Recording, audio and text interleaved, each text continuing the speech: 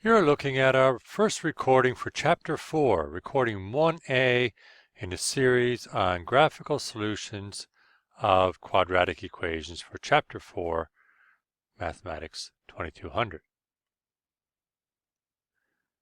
We're going to focus on, in this one, distinguishing between quadratic equations versus quadratic functions.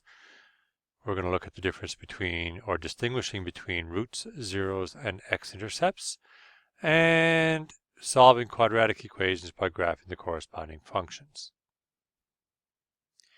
In Chapter 3, we worked with functions that looked like this, either y equals ax squared plus bx plus c. You knew that as standard form, or sometimes we use f of x notation instead.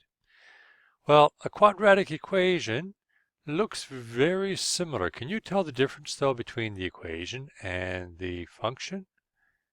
Did you get it? Yeah, that's right. The equation in this case is equal to 0, and the function is equal to y. Now, the equation could be equal to something other than 0, but it would have to be equal to some constant. But you can always rearrange a quadratic equation to make it equal to 0 by arranging like terms. Whereas with the function, you can't do that. You'll always have that y there that you're stuck with.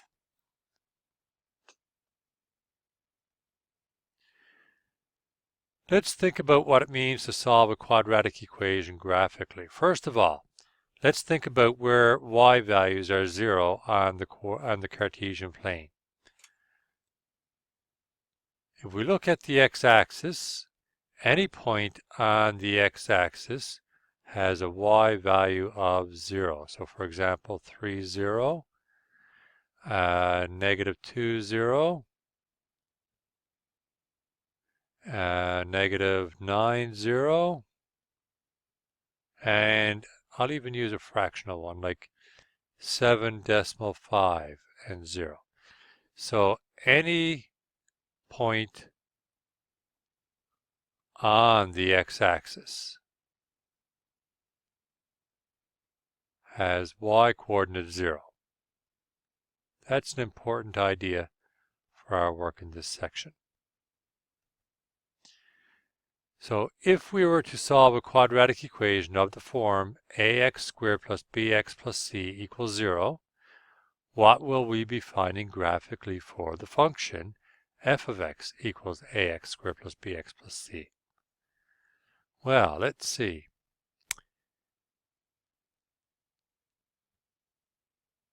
Let's define roots first of all.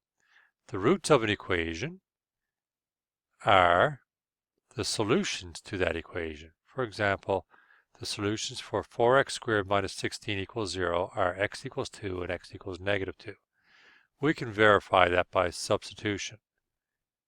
So for example, 4 times 2 squared minus 16, is that equal to 0? Well, 4 times 4 minus 16, yes, that will give us 0. Likewise, if we substitute negative 2 in, negative 2 squared is also 4. So we'll have 4 times 4, which is 16. And yes, 16 minus 16 will give us 0. So that's one way to check and see if values are roots. Now, how is that related to the zeros of a function? The zeros of a function are the values of x for which the function, the y values, are 0. So for example, in this equation, or this function here, y equals 4x squared minus 16, which I've graphed, the y values are 0 at any point where the graph crosses or intersects the x-axis.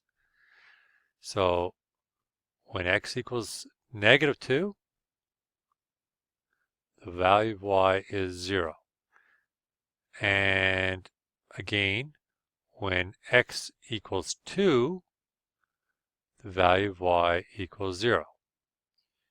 So the zeros, the x-intercepts are at 2 and negative 2, but the zeros are also 2 and negative 2.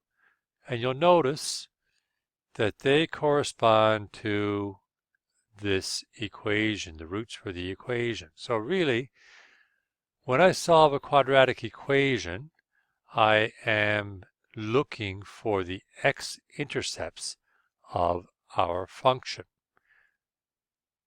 Let's go back and write that in. What will we be finding graphically for the function? It will be the x-intercepts.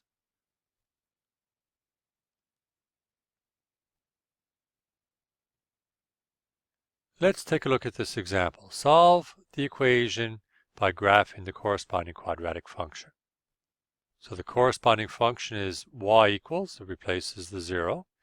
We have to find the vertex. So because we're in standard form, I use negative b over 2a to get negative decimal 5. That is the x-coordinate of the vertex. We're going to construct a table of values with enough points to produce a reasonably accurate graph. All right, notice how I'm starting my table with my vertex, because I can always use the axis of symmetry to graph the other side once I get a few points on one side. So I just start picking some x values. Negative 0.5 was my x-coordinate of my vertex, so I'll use 0 for the next value. Then I substitute in 0 and get negative 12. That's my y-intercept. And then I got 1 and negative 8 and 2 and 0. So I plot my points and use my axis of symmetry to get points for the other half of the parabola. Like so, and then I sketch in my parabola. Again like so, and then I look for my x-intercepts. So our solutions are x equals negative 3 and x equals 2. So we check our answers in the original equation to see if they balance it. And it appears they do. So it looks like we have correct answers here. In summary, a quadratic equation, ax squared plus bx plus c equals 0, has a corresponding function where its y equals. The roots of the quadratic equation are the same values as the zeros and x-intercepts of the corresponding function, and a quadratic equation can be solved by graphing the corresponding function and finding the x-intercepts.